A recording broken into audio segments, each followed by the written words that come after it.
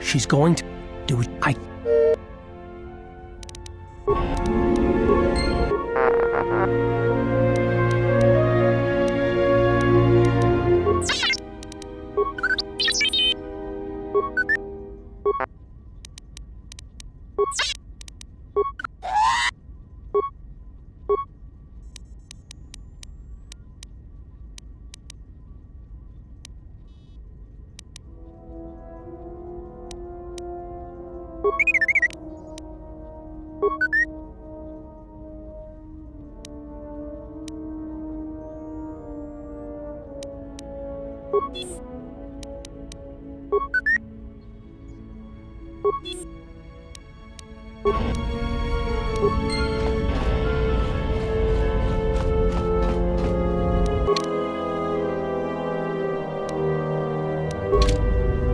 I don't know what it is, but you look different.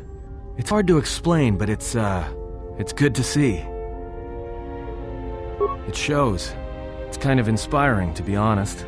Anyway, just wanted to mention it. I think the others have noticed it too. Alright, what did you want to know? Huh? What are you talking about? Oh, that. Don't tell anyone, but you wouldn't believe how many fights you can prevent by just pretending to know that stuff. I mean, it doesn't compare to wearing a lightsaber, but then again, that doesn't seem to help you much.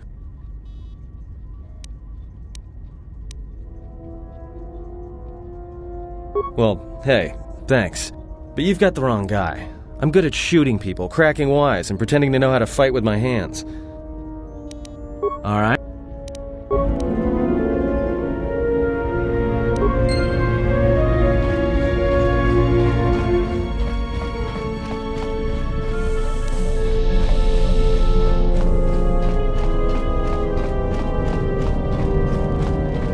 Hey, General, are you alright? You look like you've been standing too close to one of my shield generators. Whoa, claws out today, aren't they? Seriously, you don't look that way from spending extra time in the fresher. I've seen other Jedi, not many but a few, who look like that. And I feel a little strange around you. A little more in control, calm, like I usually only get when I'm repairing something. Was this something you wanted me for? Just working on the ship. I'm not sure who got her up and running, but I'm amazed she's even space-worthy. Whoever made these repairs doesn't think like most mechanics. But don't worry, I'll get everything in shape. General, need something? I moved around for a couple years. Working as a starship mechanic got me from place to place. I wasn't ready to settle down after the war. Then you understand my restlessness. Though the war had ended, I couldn't find peace in anything. As long as I kept moving, I didn't have to think about what happened. Know what I mean? I'm sure you do. I decided I'd do something constructive. I wanted to make up for the things I'd done in the war. I wanted to design planetary shields, but there weren't many systems with the credits to spare.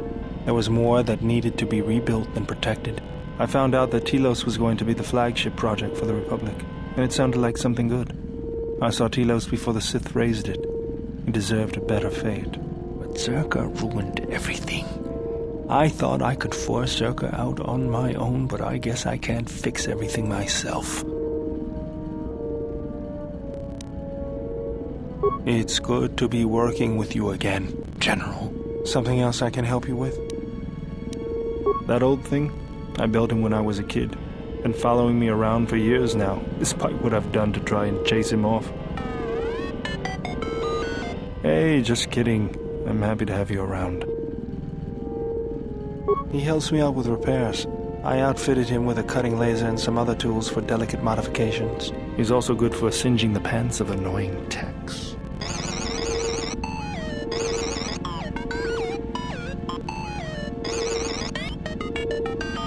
I've been thinking about doing some other work on him, but I barely have time. Too busy fixing up the ship. Something else I can help you with? If the Republic would just rein Zerka in, there'd be no problem. but as long as Zerka is allowed to undermine the Ithorians' efforts, Telos will remain dead. I can't take seeing my work being used by those bloodsuckers. But there's nothing I can do about it, so let's talk about something else. Something else?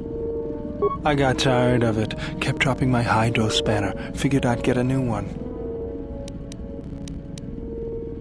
I was only kidding. Actually, it was a souvenir from Malachor.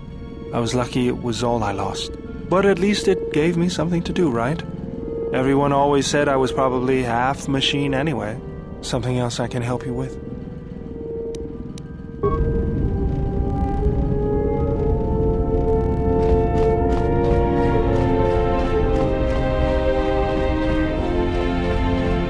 Oh, welcome, Exile. Is there something you need? Yes, your features, your stance. There is a calm about you that I did not notice on Telos. There is an energy about you, a lightness in your movements. It is something I have seen in only the most disciplined and revered of the Ichani weapon masters, yet it comes to you with ease. It shows in your features. It is beautiful to see. You may ask.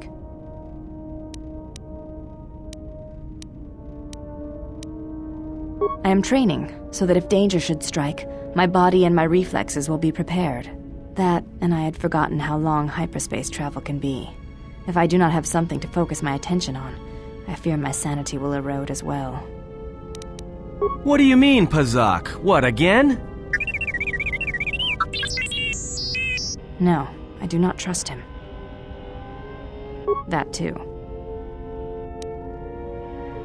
That is untrue. You and the Iridonian trust each other, or at least the Iridonian trusts you.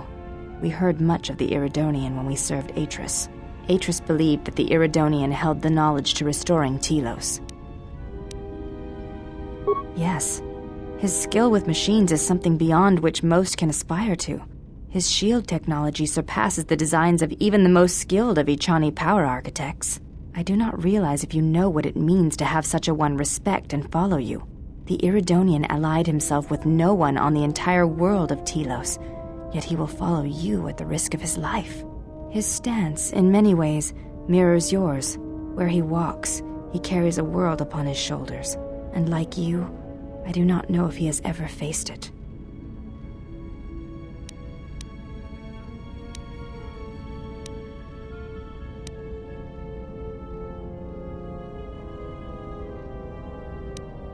You may ask. Before entering Atris's service, yes, I carried a name, as all the children of the Ichani do. It is not important. My title and rank is of consequence, not my name. I take value in Atris's service, not in myself. We all have value in our oaths to others, and the promises we make. When we make that pledge, we are pledging ourselves to something greater. When importance is placed on the self, then by such acts the galaxy is unmade. If reasons of the self is why you turned away, then yes, perhaps there was a judgment there, but it was not intended as an attack. I do not know. That is a question you must ask yourself. You may. We attend Atris. It is the duty of all of us, from the first of my sisters to me, the last of the handmaidens. I am the last of the handmaidens. This is correct. I train so that one day that will no longer be true. That is not entirely correct. There are times I am distracted. Perhaps once having known the ways of the Jedi, you may understand what occupies my thoughts. There is much knowledge on Telos, and only one of the Jedi remain. There is so much about their ways of battle, their forms, their stances, that may be lost forever if the last of the Jedi is taken from the galaxy.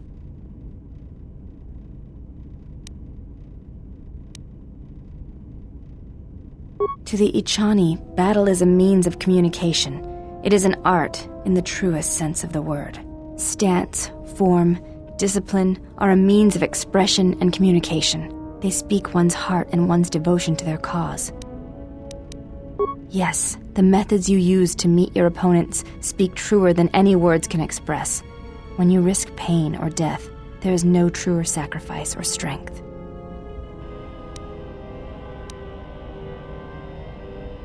It was to the Jedi traitor Malak. It was to the Jedi traitor Revan.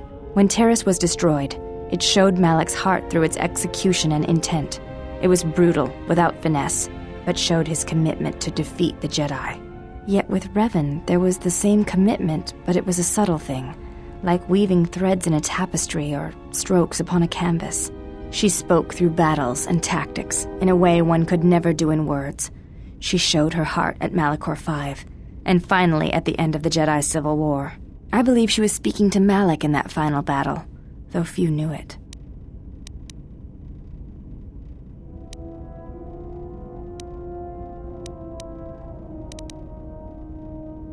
But to say that seems an untruth, based on what I know of the Jedi. The Force can drive others, but there is still choice, is there not? If there is no choice in the Force, then our teachings and our actions are for nothing, and I refuse to believe that is true.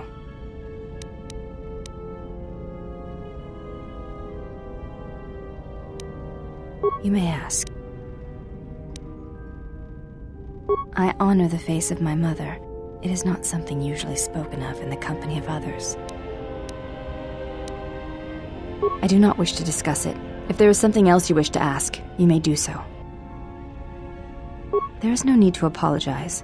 You were merely remarking on something that you saw. There is no wrong in that. You may... I do not wish to speak of her to you. Her actions are her own, and to reveal to you if she sees fit.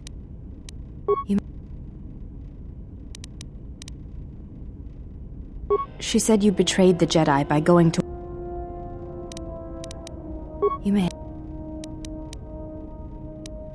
It is not possible to dock at the Academy without the proper codes. You may... It is... Yes.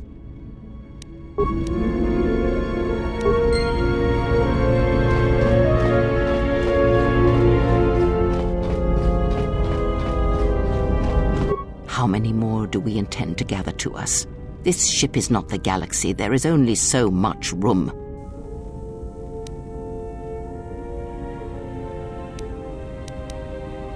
Then prepare for an army, I think, for it seems many more will come in time. They will follow you because you are a leader. Their kind always needs such, even when the figure deserves no such obedience. Because I am not blind, that is why. I see what they see, hear their voices when they speak to you, and notice the change when they speak to others. I know many things, and I know what I am not. I am no leader. I speak with a voice that will never move others. I speak with a passion that goes unheard. They obey you because you are a leader, and perhaps something more. Have you noticed what has been happening? Have you felt it in them? The fool dances in your shadow for your favor. The woman, she worships you. The alien obeys you. Even within the machines, there are echoes. Watch them carefully. See their patterns. And recognize the strength in it. Influence can be a weapon, one that you may need before your journey is done. Good, and then act upon it. It is a powerful tool to motivate others. That was Revan's way, I believe. It was a strength. Have you never asked yourself how Revan took the Republic and Jedi beneath her? How she made them hers? Ah, but to make officers turn on their own people, to bomb innocent worlds, to make pacts, strong influence indeed. And where did these Sith teachings come from? And why did Revan embrace them so strongly? So many questions, yet the answers are few. Oh, did they? No, Revan met no Sith empire. Yet she learned their teachings. Many have mistaken the soldiers beneath Revan, the machines that were constructed to be the Sith. They are wrong. The Sith is a belief, and what Revan formed was not an empire, but something else. Yet how she did it is curious. And I suspect the answer to that question is tied to another. How was Revan able to corrupt so many so quickly? Not a one. But we shall see where our journey takes us, I think, and see how many answers we come across, yes? Ask, and I will...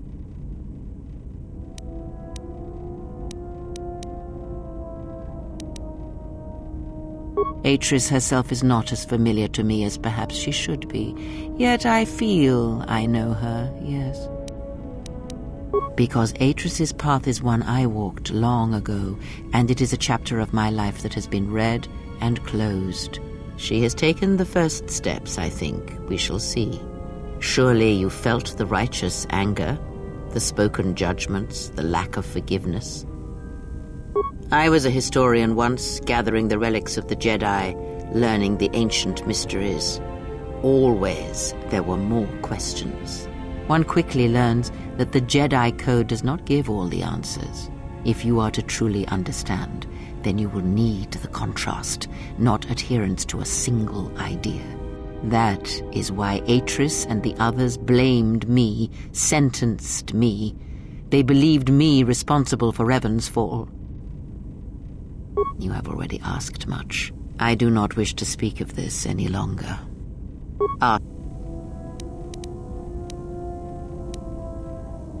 I misspoke.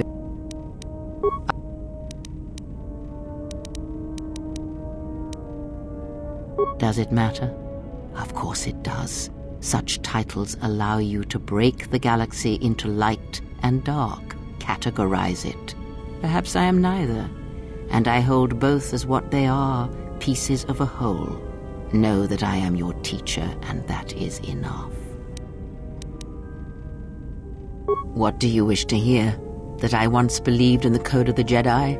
That I felt the call of the Sith? That perhaps once I held the galaxy by its throat? That for every good work that I did, I brought equal harm upon the galaxy? That perhaps what the greatest of the Sith Lords knew of evil they learned from me? What would it matter now? There is only so much comfort in knowing such things, and it is not who I am now.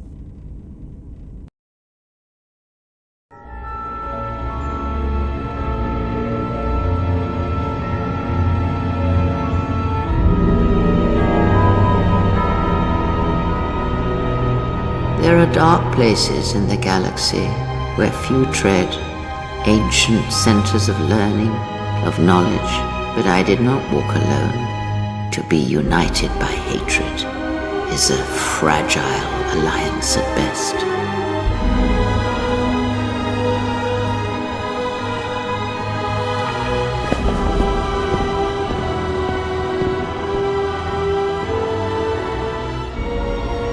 But my will was not law. There were disagreements, ambition, and hunger for power.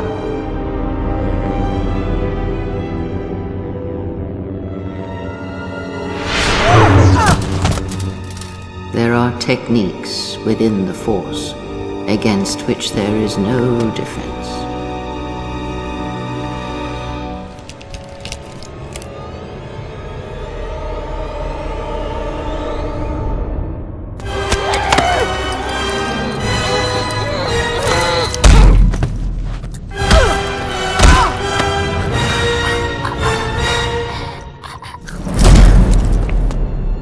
I was cast down, stripped of my power, exiled. I suffered indignities and fell into darkness. Learn from me, my mistakes, and use that knowledge to become greater than I. That is all I ask of you, and that is all I desire. In you all my hopes rest for the future, for the Force. Ask.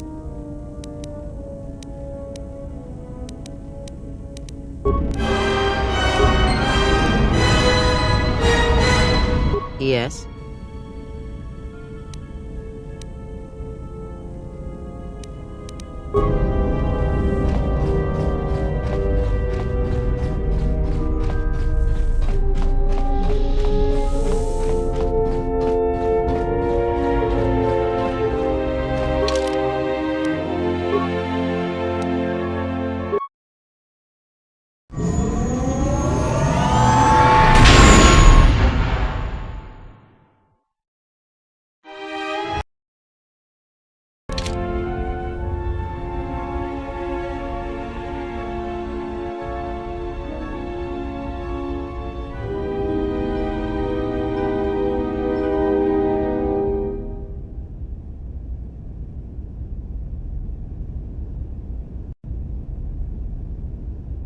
Yes?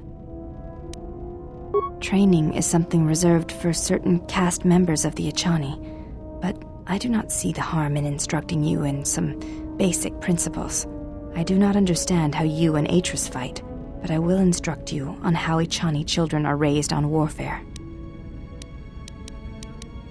All Echani fighting principles rely on foundations.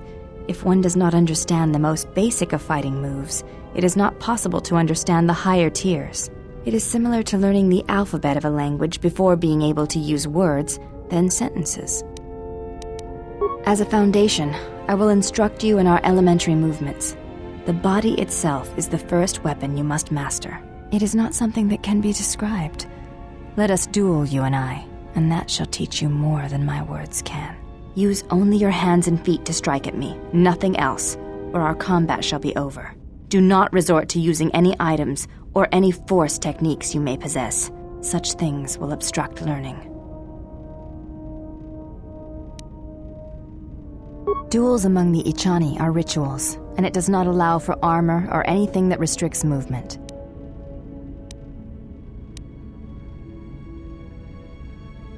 Now, are you ready?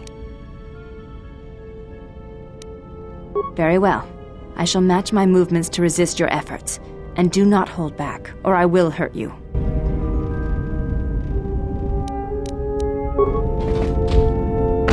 This will teach you.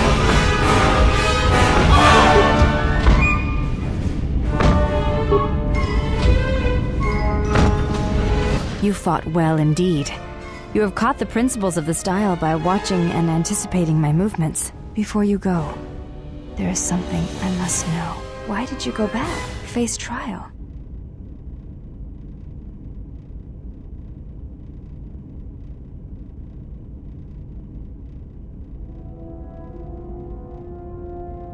I see. It was always something I was curious about. To walk to one's own sentence willingly. It's a brave thing. You may...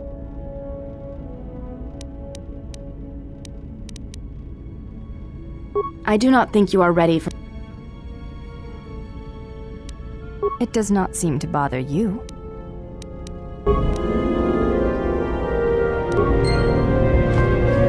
Yes? I do not think... You... I honor... Yet. Though my father's blood I share with my sisters, I wear the face of my mother. My father was Usanis, an Echani general. He left our family to serve in the Mandalorian Wars, but his choice was not because of battle. He went to join my mother, one whose movements and spirit matched his. His only desire was that they fight together, side by side, for as long as there were enemies amassed against them.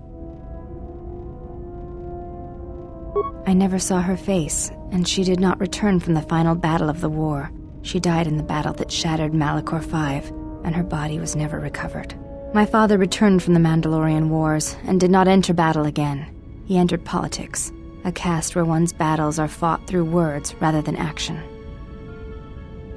He was slain by Revan in the Jedi Civil War. When Revan sought to destabilize the Echani worlds, Revan succeeded. The fact that our father chose battle is not shameful, but that is not the reason he went to war. He went to war to be with the one he loved, but not the one he had pledged himself to. He was disloyal. I am the mark of that disloyalty. It is said that such things run in the blood, and I have fought long to prove that this is not so.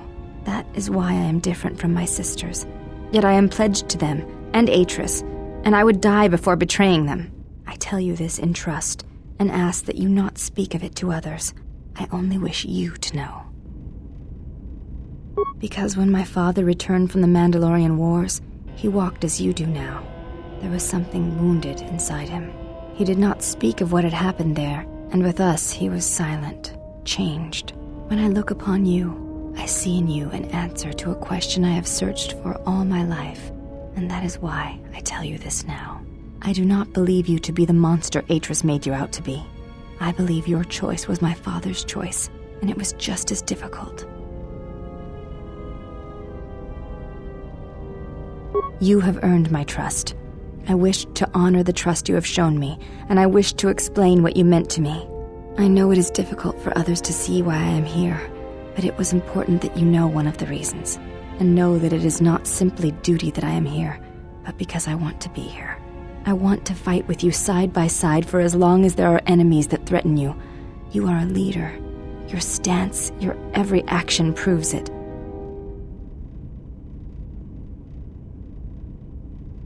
You honor me, exile. Together, then. You may have.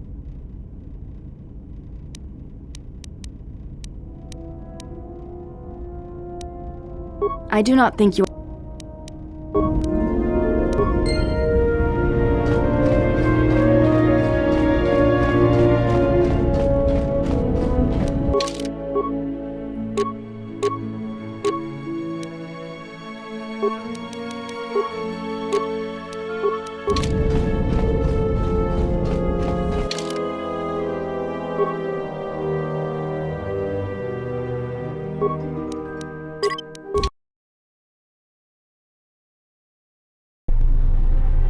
I'm here.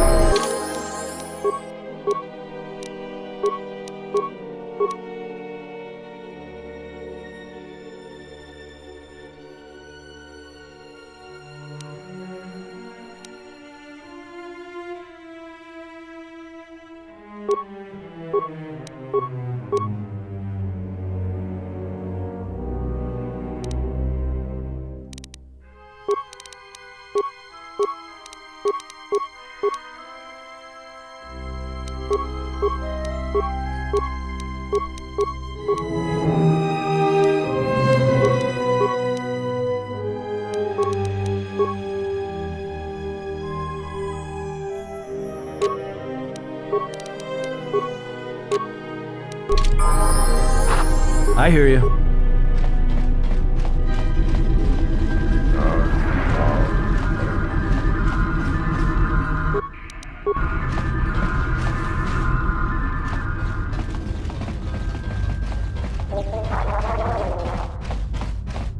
Unnecessary observation. Targets acquired. Annoying recitation. Let us proceed to facilitate communications. Recitation. And bring about the termination of hostilities.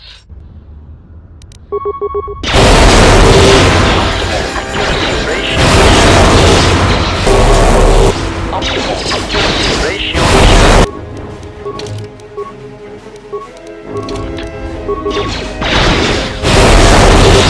Spailing master. Spailing master.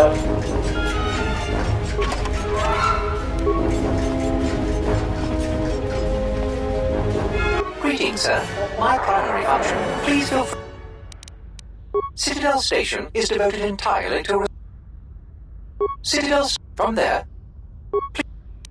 The surface of Telos, it is now largely... For a variety of reasons. Also, there is a great concern towards the prevention of...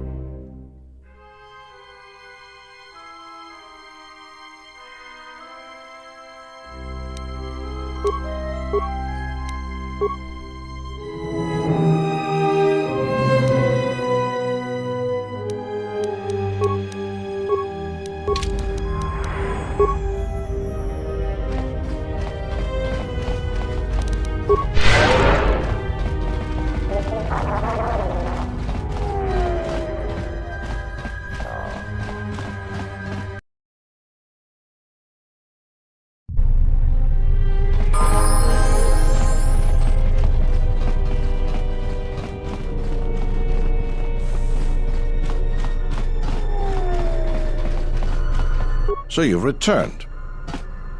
While I was disturbed that you chose to it was the but as we discovered, why does the Republic do anything? The head does, my opinion, They probably perform their Yeah. And if there's nothing else, I've got it. What is it? I see. And where in... I see. Well, here it is. I think you'll find the...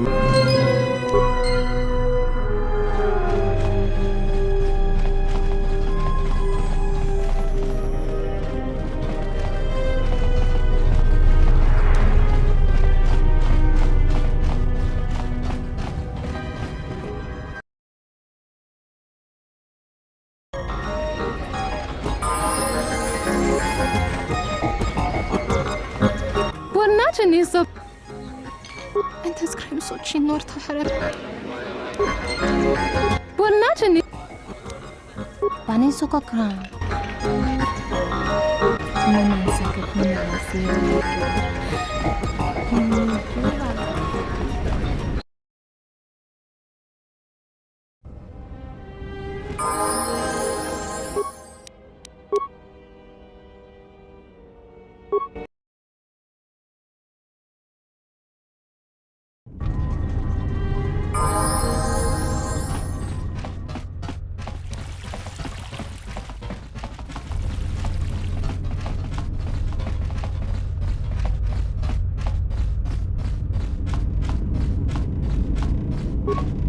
Donos Imaragith. Donos Imaragith.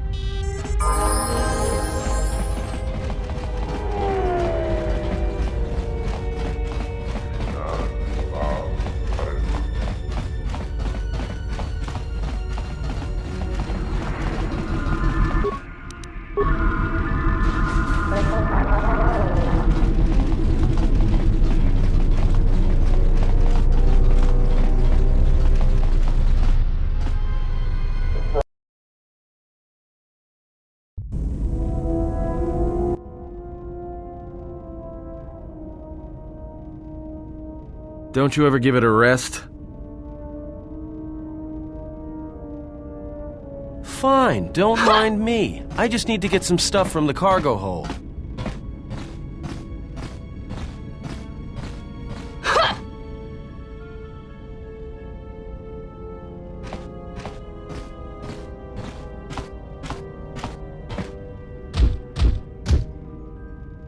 You know the first tier of styles, but you're holding back because I am unarmed. Tell me where you were trained. What can I say? I'm a quick study. You lie. Few know the Echani styles by reflex. Oh yeah? Guess you saw a lot of the world while you were freezing your cargo hold off in the Ice Academy.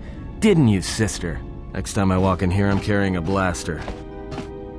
Oh yeah, one other thing. Don't think I haven't noticed the way you've been sparring with our ex-Jedi friend. This isn't some pleasure yacht.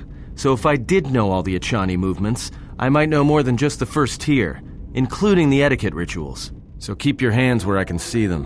Fool. Shut up.